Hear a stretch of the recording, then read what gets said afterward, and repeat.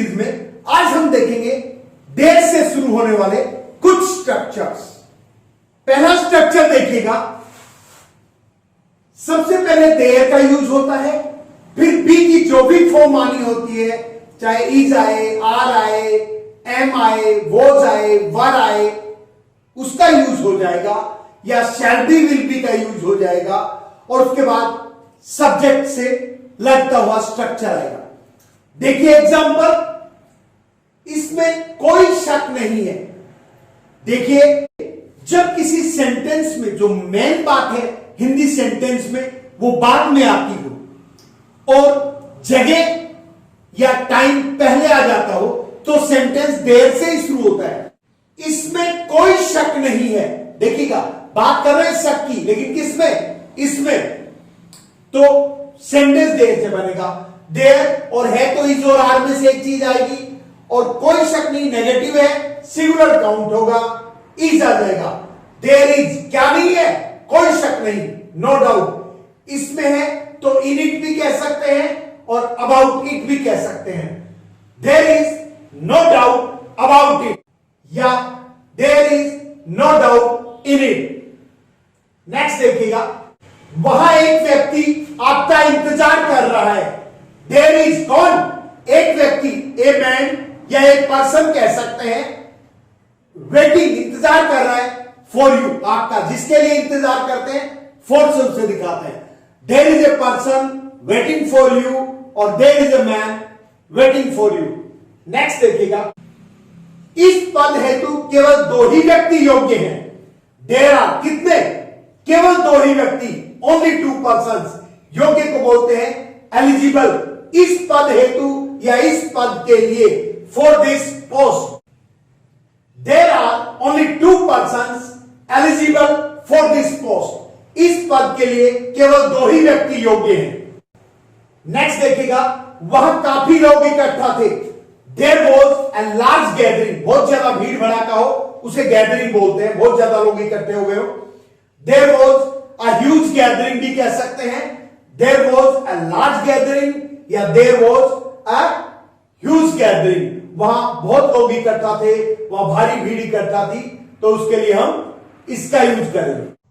Next देखिएगा, उसके लिए खुश होने के कई कारण। देखिए, कई कारण है, तो देयर आर मेनी रीजंस। कई या अनेक को बोलते हैं many. There are many reasons. उसके लिए है तो फॉर हर, और मेल के लिए करेंगे तो for him to be happy. खुश होना होता है टू बी हैप्पी। तो हम इसे कह सकते हैं there are many reasons for her to be happy, या there are many reasons for him to be happy.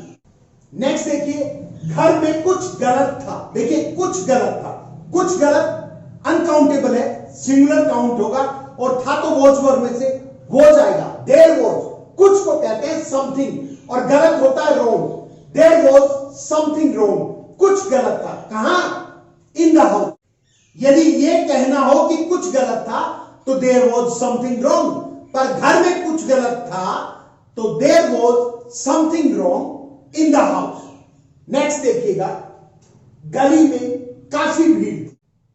देखिए, भीड़ थी, मोब, क्राउड अनकाउंटेबल होती है, तो देयर सिंगुलर के लिए वॉज आता है। बड़ी भीड़, काफी भीड़, विशाल भीड़, इसके लिए हम कर सकते हैं अ लार्ज क्राउड, अ ह्यूज क्राउड, या अ बिग क्राउड। कहां? गली में, इन द स्ट्रीट। तो हम कह सकते हैं there was a large crowd in the street, या there was a huge crowd in the street, या there was a big crowd in the street.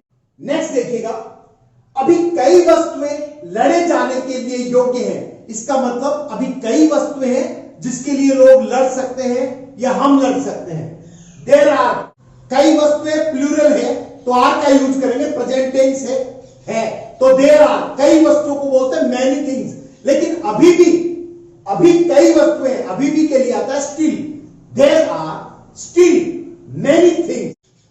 Worth fighting for, worth होता है काबिल या लायक, फाइटिंग फॉर जिनके लिए लड़ा जा सके, वर्थ फाइटिंग फॉर, जिनके लिए लड़ा जा सके, इस काबिल होना। तो देखिए, there are still many things, अब भी बहुत सारी चीजें हैं वर्थ फाइटिंग फॉर, जिनके लिए लड़ा जा सकता है। नेक्स्ट देखिए, तुम्हारे निबंध में एक गलती है तो इज या आर आएगा, और एक गलती सिंगुलर है तो हम इसका यूज करेंगे। देयर इज क्या है? ए मिस्टेक, एक गलती कहां? तुम्हारे निबंध में, in your essay. There is a mistake in your essay. देखिए, बात करते हैं डेली यूज में काम आने वाले एक और सेंटेंस की, जो देयर से शुरू होता है।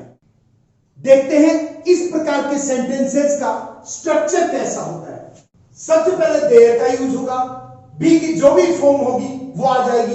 प्रेजेंट है तो इज और आर, पास्ट है तो वॉज और वर, और फ्यूचर है तो शैल बी या विल बी। उसके बाद सब्जेक्ट रखकर एडवर्बियल एडजेंट रखते हैं। अब दिमाग में प्रश्न आता है, एडवर्बियल एडजेंट क्या है? एडवर्बियल एडजेंट जो सेंटेंस का वो पार्ट होता है जो सेंटेंस के मीनिंग में कुछ और ऐड करता है, सेंटेंस के बारे में हमें कुछ और बताता है। लेकिन ये एडवर्बियल से अलग होता है, क्योंकि इसके हटाए जाने पर भी सेंटेंस का पूरा अर्थ निकलता है। एग्जांपल देखिएगा, कक्षा में 3 छात्र हैं, तो देखिए है, इज और आर, 3 प्लूरल है तो देयर के साथ आर का यूज होगा। क्या है? 3 छात्र, 3 स्टूडेंट्स। कहां? In the class.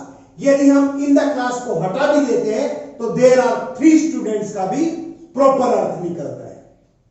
तो हम कहेंगे there are 3 students in the class. Next देखिएगा, यहां कुछ समस्याएं हैं।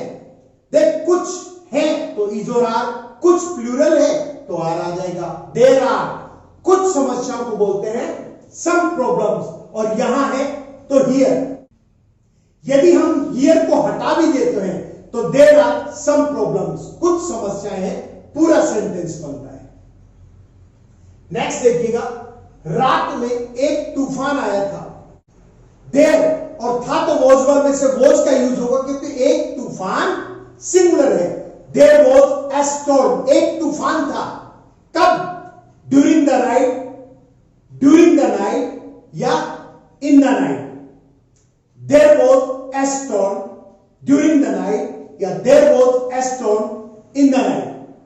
नेक्स्ट देखिएगा, मैदान में अनेक पशु हैं तो इज और आर, और अनेक प्लूरल है, आर आएगा। देयर आर क्या?